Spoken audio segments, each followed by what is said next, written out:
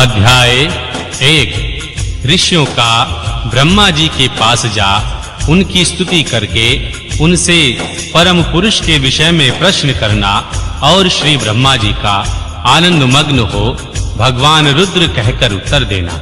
महर्षि सूत जी कहते हैं, महर्षियों, पहले अनेक कल्पों के बराबर बीतने पर सुदीर्घ काल के पश्चात जब यह वर्तमान कल्प उपस्थित हुआ और सृष्टि का कार्य आरंभ हुआ, जब जीविका साधक कर्म, कृषि, गौरक्षा और वाणिज्य की प्रतिष्ठा हुई तथा प्रजा वर्ग के लोग सजग एवं सचेत हो गए, तब 6 कुलों से उत्पन्न हुए महर्षियों में परस्पर बहस छिड़ गई, यह पार ब्रह्मा है या नहीं है। इस प्रकार उनमें महान विवाद होने लगा, किंतु परम तत्व का निरूपण अत्यंत कठिन होने के कारण उस समय वहां कुछ निश्चय न हो सका। तब वे सब लोग जगत सदृष्टा अविनाशी श्री ब्रह्मा जी का दर्शन करने के लिए उस स्थान पर गए जहां देवताओं और असुरों के मुख से भी अपनी स्तुति सुनते हुए भगवान ब्रह्मा विराजमान थे। देवताओं और दानवों से भरे हुए सुंदर रमणीय मेरु शिखर पर जहां सिद्ध और चारण परस्पर बातचीत करते हैं, यक्ष और गंधर्व सदा रहते हैं, विहगों के समुदाय कलरव करते हैं, मणि और मूंगे जिनकी शोभा बढ़ाते हैं तथा निकुंज कंदराय छोटी गुफाएं और अनेकानेक निर्झर से सुशोभित करते हैं। एक ब्राह्मण नाम से प्रसिद्ध वन है, उसमें नाना प्रकार के वन्य पशु भरे हुए हैं। उनकी लंबाई 100 योजन और चौड़ाई 10 योजन की है। उसके भीतर एक रमणीय सरोवर है जो सुस्वादु निर्मल जल से भरा रहता है। वहां के रमणीय पुष्पित वृक्षों पर मतवाले भौरे छाए रहते हैं। उस वन में एक मनोहर एवं विशाल नगर है जो प्रातः काल के सूर्य की भांति प्रकाशित होता रहता है। वहां दुर्शद शक्ति से युक्त बालाभिमानी दैत्य दानव तथा राक्षसों का निवास है। वहां नगर तपाए हुए स्वर्ण का बना जान पड़ता है। उसकी 4 दीवारियां और सदर फाटक बहुत ऊंचे हैं। छोटे बुर्जों, ढालू छतों, आवास स्थानों तथा सैकड़ों गलियों से उस नगर की बड़ी शोभा है। वह विचित्र बहुमूल्य मणियों से आकाश को चूमता सा प्रतीत होता है तथा कई करोड़ विशाल भवनों से अलंकृत है। उस नगर में प्रजापति श्री ब्रह्मा अपने सभासदों के साथ निवास करते हैं। वहां जाकर उन मुनियों ने साक्षात लोक पितामह श्री ब्रह्मा जी को देखा। देव ऋषियों के समुदाय उनकी सेवा में बैठे थे। उनकी अंग कांति शुद्ध स्वर्ण के समान थी। वे सब आभूषणों से विभूषित थे। उनका मुख प्रसन्नता से सौम्य प्रकट होता था। उनके नेत्र कमल के समान विशाल थे। दिव्य कांति से संपन्न, दिव्य गंध एवं अनुलेपन से चर्चित, दिव्य श्वेत वस्त्रों से सुशोभित तथा दिव्य मालाओं से विभूषित श्री ब्रह्मा जी के चरणारविंदों की वंदना सुरेंद्र, असुरेंद्र तथा योगेंद्र भी करते हैं, जिसे प्रभा दिखाकर सेवा करते हैं। उसी प्रकार समस्त शुभ लक्षणों से युक्त साक्षात देवी सरस्वती हाथ में चमर ले उनकी सेवा करती थी। इससे उनकी बड़ी शोभा हो रही थी। श्री ब्रह्मा जी का दर्शन करके उन सभी महर्षियों के मुख और नेत्र खिल उठे। उन्होंने मस्तक पर अंजलि बांधकर उन सुर श्रेष्ठता की स्तुति की। ऋषि बोले, संसार की सृष्टि, पालन, संहार के हेतु 3 रूप धारण करने वाले आप पुराण पुरुष परमात्मा श्री ब्रह्मा को नमस्कार है। प्रकृति जिनका शरीर है, जो प्रकृति में क्षोभ उत्पन्न करने वाले हैं तथा प्रकृति रूप में 23 विकारों से युक्त होने पर भी जो वास्तव में निर्विकार हैं, उन ब्रह्मदेव को नमस्कार है।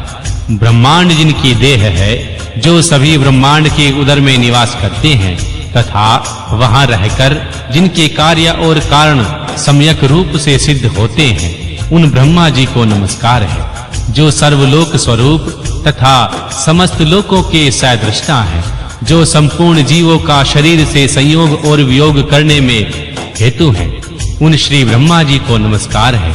नाथ, पितामह, आपसे ही संपूर्ण जगत की सृष्टि, पालन और संहार होते हैं। तथापि माया से आवृत होने के कारण हम आपको नहीं जानते। महर्षि सूत जी कहते हैं, उन महाभाग महर्षियों के इस प्रकार स्तुति करने पर श्री ब्रह्मा जी उन मुनियों को आहार प्रदान करते हुए गंभीर वाणी में इस प्रकार बोले। श्री ब्रह्मा जी ने कहा, महान सत्व गुण से संपन्न महाभाग तेजस्वी महर्षियों, तुम सब लोग यहाँ किस लिए आए हो? श्री ब्रह्मा जी के इस प्रकार पूछने पर ब्रह्मवेताओं में उन श्रेष्ठ सभी मुनियों ने हाथ जोड़ विनय भरी वाणी में कहा। मुनि बोले, भगवान, हम लोग अज्ञान के महान अंधकार से आवृत हो खिन्न हो रहे हैं। परस्पर विवाद करते हुए हमें परम तत्व का साक्षात्कार नहीं हो रहा। आप संपूर्ण जगत के धारण पोषण करने वाले तथा समस्त कारणों के भी कारण हैं। नाथ, यहाँ ऐसी कोई वस्तु नहीं है जो आपको विदित न हो। कौन ऐसा पुरुष है जो संपूर्ण जीवों से पुरातन अंतर्यामी उत्कृष्ट विशुद्ध परिपूर्ण एवं सनातन परमेश्वर है? कौन आपने अद्भुत क्रियाकलापन द्वारा सबसे प्रथम संसार की सृष्टि करता है?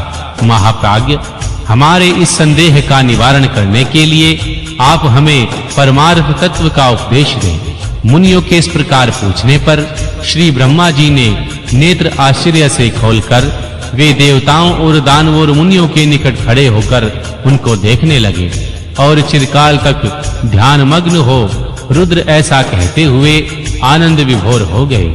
उनका सारा शरीर पुलकित हो उठा और वे हाथ जोड़कर बोले। अध्याय 2। भगवान ब्रह्मा जी के द्वारा परम तत्व के रूप में भगवान शिव की ही महत्ता का प्रतिपादन, उनकी कृपा को ही सब साधनों का फल बताना तथा उनकी आज्ञा से सब मुनियों का नैमिषारण्य में आना।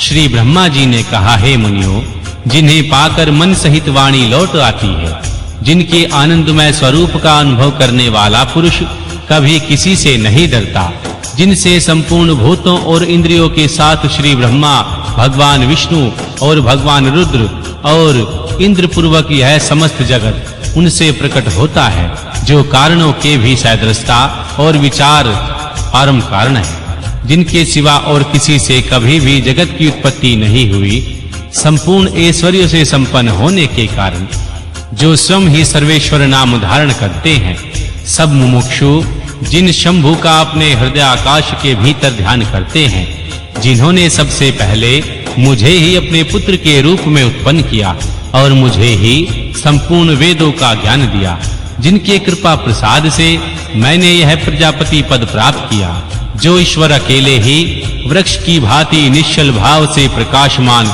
आकाश में विराजमान है, जिन परम पुरुष परमात्मा से यह संपूर्ण जगत परिपूर्ण है, जो अकेले ही बहुत से निष्क्रिय जीवों के शासक एवं उन्हें सक्रियता प्रदान करने वाले हैं, जो महेश्वर एक बीज को अनेक रूपों से परिणित कर देते हैं, जो सबका शासन करने वाले ईश्वर इन जीवों सहित इन समस्त लोकों को वश में रखते हैं। सब रूपों में एकमात्र भगवान रुद्र ही है, दूसरा कोई नहीं, जो सदा ही मनुष्यों के हृदय में भली भांति प्रविष्ट होकर स्थित है, जो स्वयं संपूर्ण विश्व को देखते हुए भी दूसरों से कदापि लक्षित नहीं होते और सदा समस्त जगत के अधिष्ठाता हैं, जो अनंत शक्तिशाली एकमात्र भगवान रुद्र काल से मुक्त समस्त कारणों पर भी शासन करते हैं, जिनके लिए न दिन है न रात्रि, जिनके समान कोई भी नहीं है, फिर अधिक तो वो हो कैसे ही सकता है,